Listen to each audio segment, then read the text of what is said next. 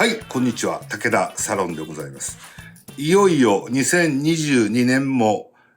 年末が差し迫ってきまして、皆さん今年も1年本当にありがとうございました。皆さんあってのゴーフィッシュでございます。引き続き2023年もどうぞよろしくお願いいたします。いやー、今年は何なんですかね。変な暑さとかね、変な気候のまま冬になって、なんか大雪とかね、なかなか関西人はね、あんま雪苦手というかね、あんまり見ることがないんであれなんですけど、僕東京住んでた時なんかも、向こうはやっぱ積もったりが結構冬はあるんで、なかなか大変やなと思いますんで、雪国の皆さん、くれぐれも気をつけていただきたいなと思います。なんか巷では変な事件もいっぱい起こってるし、何より戦争が早く終わってほしいな。そんな風に思ってる、年末、今日この頃でございます。今年も本当いろいろ楽しませていただきました。もう届いてると思いますが、この指タオルね。ぜひ皆さん、いっぱい癒されてください。よろしくお願いします。BKF もこの間早速、大きくはないけど、平鈴木がバッと出てくれました。ゴーフィッシュのカスタムルアーも、なんて言うんですかね、こういうブルーオーシャンなんかをやるとね、やっぱり使い勝手がちゃんとあるな、すごいな、って思うわけです。で、平鈴木もですけど、青門もまだまだなんかこの年末近いのに連れててですね、僕の周りも仲間連中はもう毎日のように行ってますけど、連れてます。なので、なんか、やっぱり魚が釣れるとね、僕も行って、釣ったり、釣れなかったりするんですけど、いろいろやっぱり、なるほどなってことはやっぱりあるんでね。来年、またね、ものづくりにいろいろ反映、させていただくというかね。やっぱ面白いですね。なんか、この間、ロットのしげちゃん遊びに来てくれて、彼もすごくいろいろ詳しいし長いですから、いろいろルアーの話をしててね、やっぱり変わらないとこみたいなのをね、彼もよく理解してくれてるし、ゴーフィッシュのこともよく理解してくれてるので、すごくやっぱりいいなと思って、そういうちょっと穏やかなクリスマスなんかを過ごしましたけどね。皆さんも今年1年、いかがだったですかね。多分大体年末近くまで皆さんお仕事もされてるので、まだまだ、気が休むことなく働いてる方もいらっしゃると思うんですけど、ぜひ休みになったら、年末年始はもうほぼ釣りに行ってください、皆さん。大体、その昔、武田さんは年末の大晦日、夜11時ぐらいからイベントをやるみたいな、すごいことを何年かやってまして、ご参加いただいた方またご覧いただいていると思うんですけど、なかなかのイベントでして、もう今では許されないかもしれないですが、どこぞへ行って勝手に100人集まるみたいな、年末のイベントですね。やってまして。こういうのもいいですね。大晦日の夜、皆さん忙しいとは言うんですけど、夜11時にもなると、忙しい理由もあんまりないと思うので、そういうことを理由にね、ちょっとイベントしたり、結構無茶で面白いことをちょっとやってましたね。もう10年ぐらい前になるのかな。そういうこともまた、ちょっとやりたい。いや、もう体力的に寒いんですよ、大晦日の夜、外ってね。今回もクリスマス寒波とか言って、年末寒波もきっとあると思うんですけど、年明け、そういうこともあったりして。で、最近釣りを始めた方にはね、釣りの話を少ししとくと、ここ数年は本当に季節の移り変わりが本当に変わってまして、10年とは言わないですかね。ぐらい、10年かな。ひょっとしたらもうちょっと短いかもしれないですけど、割とはっきり、10月はこう、11月はこう、12月はこう、1月はこう、2月はこう。割とはっきりしてたんです。気候も含めね。釣れる魚の感じみたいなのが。もう今やぐじゃぐじゃでして、数年、もうちょっとかな。なんか年明けはするんですけど、年末の魚がね、なんか2月頃までずっと釣れるんです。なんかそういうのもあって。だから実際季節の変わり目って釣りなんかしてるとやっぱり3月だったり4月だったり大きくはね、そういうこともあるので、なんか継続的に、今ハマってる釣りがあればね、なんかずーっと行けるとこまで行ってほしいなみたいなこともありますし、こと大阪湾に関してはもうほぼカオス化してますので、何がどうなるやわからないです。釣り物に関してはね。そういうこともあったりしまして、来年またどうなるのかと思ってます。少し、また商品の話をちょっとだけさせていただきますが、1月の末頃になると、カマサーが出ます。はい。これ新色3色ね。例の嫁ちゃんカラーに誘発された3色が出ます。ぜひ。カマスもおかげさまで、ようやくと言いますが、カマス釣り歴、どうしよう、37年、もう経ちました。日本で唯一カマスを追いかけてるアングラー、武田栄としてはですね、こんなに嬉しいことはないのは、カマスや言いながら、もちろんカマスなんかご当地の釣りなんで皆さんよくご存知なんですけど、年中ほぼ各地で釣れてます。関西は、それこそお盆が過ぎて秋いっぱいっていうのが元々の昭和からのシーズンね、があって、加えて、ルアーも本当皆さんやるようになったんで、紀伊半島ではいわゆる赤カマス、荒肌みたいなのがね、その後寒い時期に釣れるみたいなこともだんだんみんな分かってきて、それと同時に、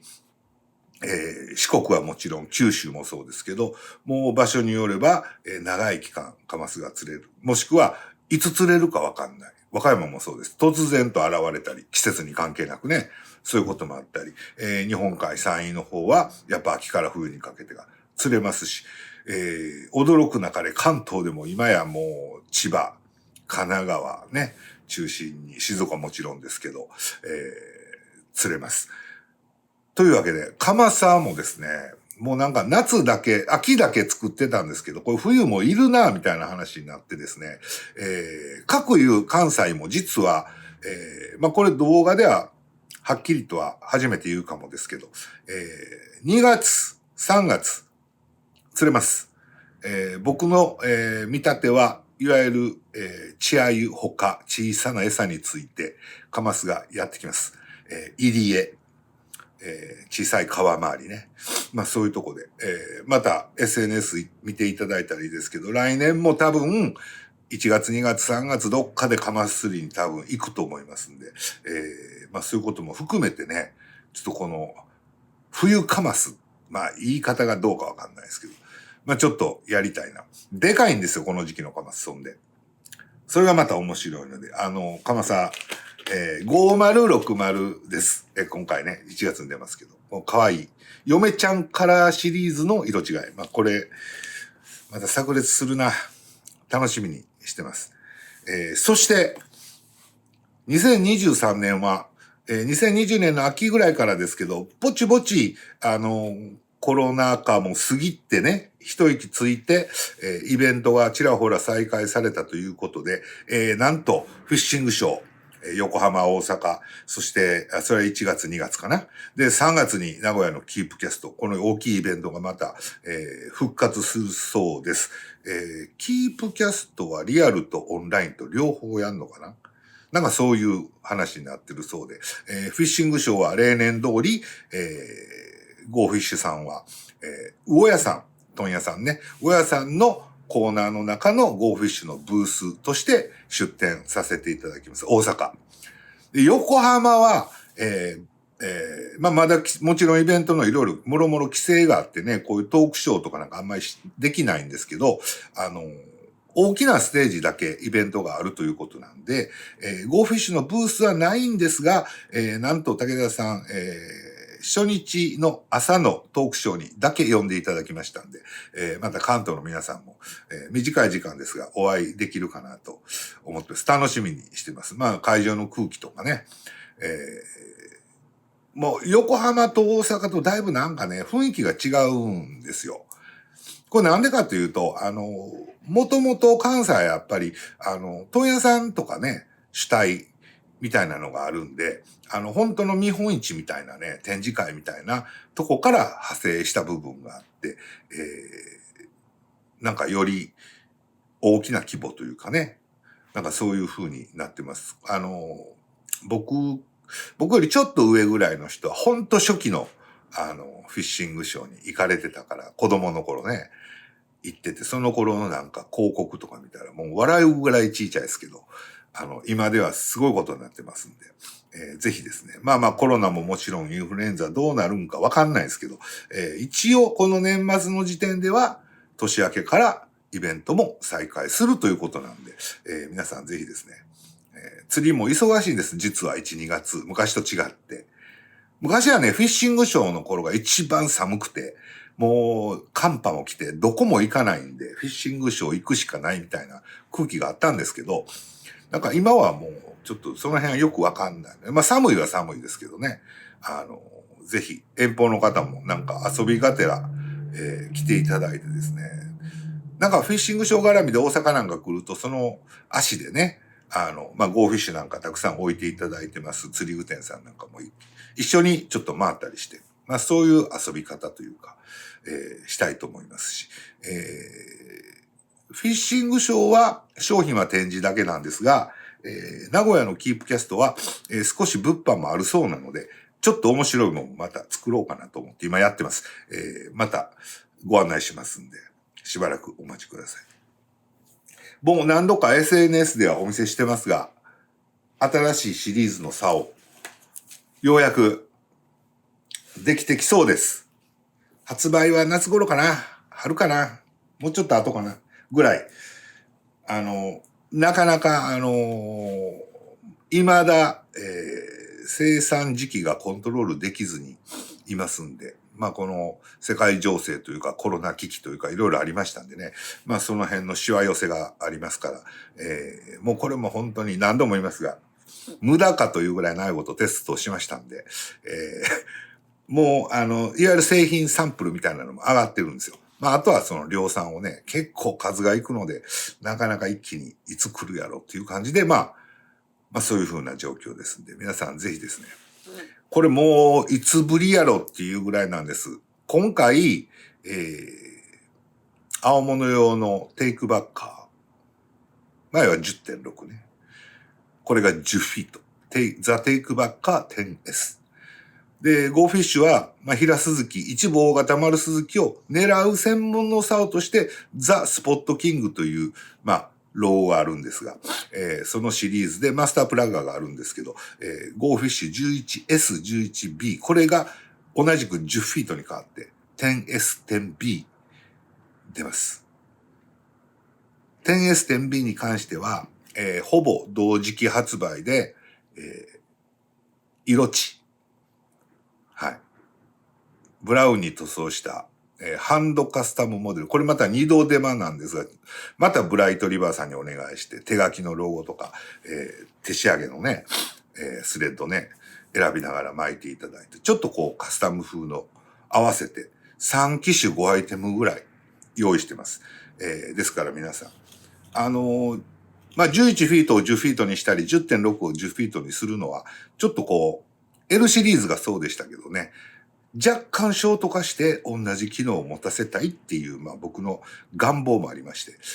実現できたかなと思いますんで、ぜひね、フィッシング車はもちろんですけど、手に取れる機会で皆さん手に取っていただいてもいいですし、ゴーフィッシュオンラインショップご利用の皆様には、毎度ながら申し訳ございませんが、いきなり買っていただいても安心ですんで、ご安心ください。という、なんか、世界情勢もすごい気になるんですけど、なんか魚の具合も気になるんですけど、2023年は、いわゆるスポットキングのシリーズテイクバッカーがモデルチェンジするっていう、まあゴーフィッシュにとってはちょっと大事な年になりますんで、しっかり釣りにも行こうと思いますんで、皆さんぜひよろしくお願いいたします。こないだね、まあ、久々にちょっと大阪湾の青門行った時にポッパーで釣ったんですけど、まあ、ポッパーの話をまたね、紹介なと思いながら、その後できてはないんですけど、まあ、今回出したそのブルーオーシャンとかね、あと、まあ、一連のポッパーのルアーみたいなのって、どっから話していいかわかんないですけど、またじっくりやります。僕一人で喋る方がいいのか、誰か一緒に来て話す方がいいのか、まだ考えてないですけど、一つ言いたいことはこれだけです。ルアーは非常に奥が深いので、これさえあればというものはあったりするんですが、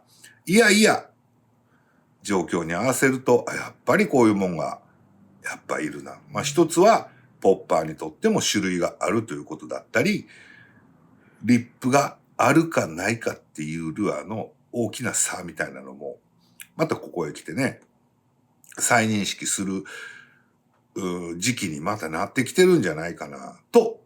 思ったりします。いつも言いますけど、半分は技術、半分は運なんですけど、釣りはね。でもやっぱり技術の中には知識とかね、やっぱそういう部分もあって、適材適所にはめていくと答えが出るっていうこともやっぱりあるので、その辺はね、知ってれば知ってるほど絶対いいと思うんですよ。はい。なので、皆さんもぜひですね、冬の間はね、大体釣り具の整理っていうのがあるんです。僕らなんかやったらね、大体春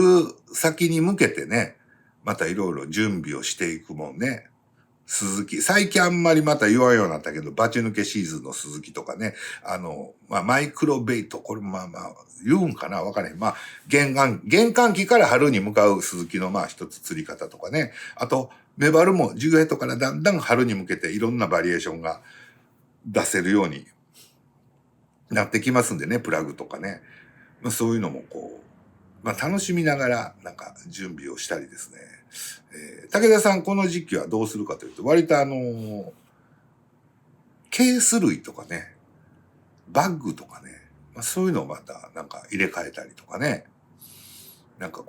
来年はどんなスタイルでいこうかな、俺、みたいな。なんとなくの感じですけど、そういうので、準備して、また春からのシーズン。もう夏がまた暑くなるともうどうしようかいなと思ってますけど、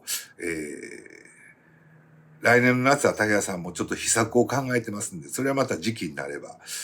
言いますけどね。手軽に楽しく魚釣りを、楽しみたいと。そういう風な、気持ちでいます。イベントも行って、すごい世代がまたいろいろ変わっていったりね、幅がまた広がったり、逆に狭まってる部分もあったりして、いろんな方と僕もお話はしますけど、いや、高谷さんもっといろいろ言っていかないとダメですよとか、いや、もうどうしましょうかねみたいな話とか、いや、やっぱり僕らこんな感じでやっててよかったですよねみたいな。いろいろ話も聞きますから、何が正解かは僕はわかんないですけど、少なくとも僕たちがやってる、釣りの世界みたいなのは、非常に、この動画ご覧いただいている時点で皆さんやっぱり多少はよくご理解いただいていると思いますから、そういう楽しみ方をね、していただければなと思いますんで、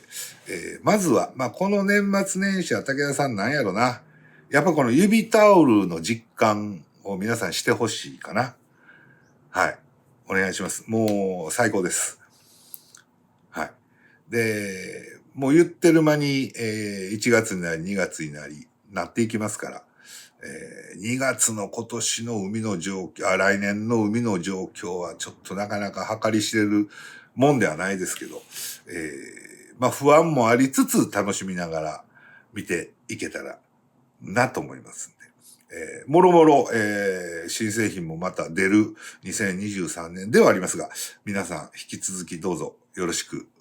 お願いいたします。というわけで、2022年おそらく最後の、ご報告になると思いますが、これにて皆さん良いお年をお過ごしください。また来年お会いしましょう。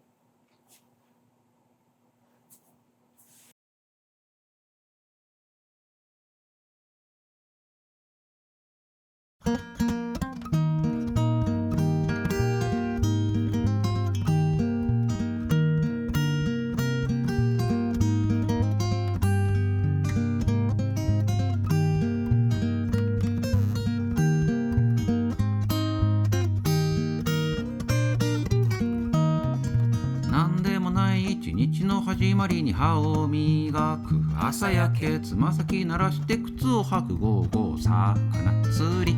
ごきげんよう山よ人よ町よ湖面に弾かれた光をコーヒーを入れてくれ熱くて目が覚めるやつを友達もみんな早起きしたみたいおむすびがよく似合うチャンボーイ野鳥の貝の長靴を履いてきたやつもいる雲が流れる草木は揺れ楽しそうに魚も跳ねているよのんびりやろか鼻歌口ずさみながら300日の悲しみ忘れ釣りと垂らす恐竜の時代からこの世で一番大切なものは魚釣り入道雲と空の稜線無口な日差しと山鳩の声ゴーゴー魚釣り太陽を願って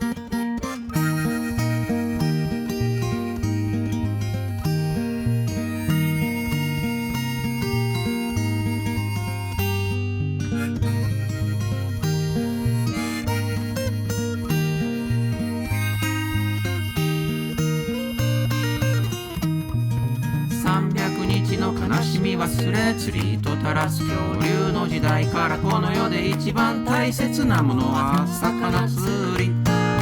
当てどもないけどつくつく棒式まぐれな通り雨を見送ったらゴーゴー魚釣り大漁を願ってゴ